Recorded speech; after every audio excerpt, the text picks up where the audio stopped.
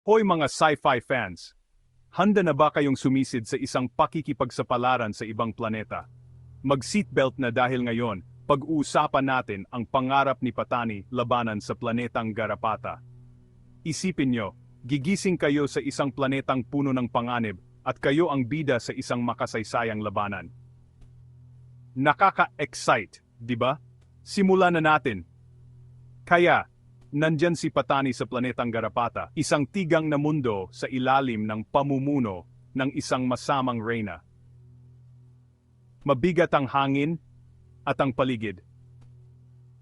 Isipin niyo ang mga matatalim na bato at mga nakakatakot na kumikinang na halaman. Sa paghakbang niya, napagtanto niyang hindi siya nag-iisa. May mga kakaibang nilalang na nagtatago sa dilim, sinusundan ang bawat galaw niya. Si Patani, armado lang ng talino at isang misteryosong sandata na nahanap niya, alam niyang kailangan niyang pabagsakin ang masamang reyna para iligtas ang planetang ito.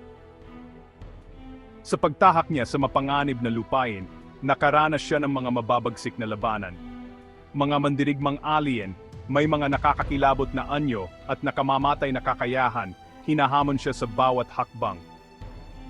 Pero si Patani, hindi siya mapipigilan.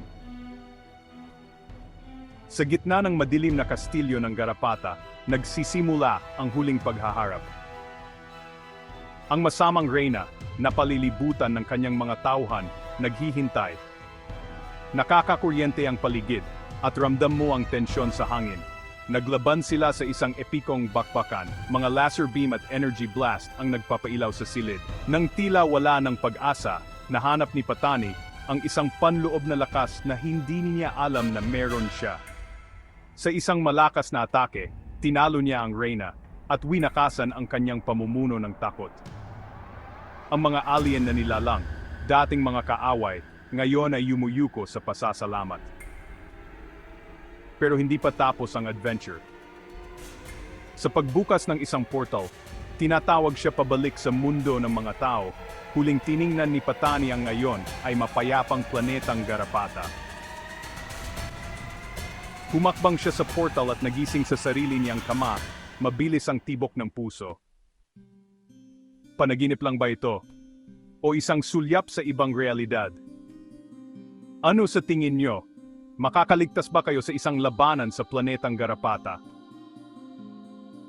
Pindutin ang like button kung nagustuhan niyo ang kwento at huwag kalimutang mag-subscribe para sa mas marami pang epikong sci-fi adventures. Hanggang sa muli, mangarap ng malaki at manatiling mausisa.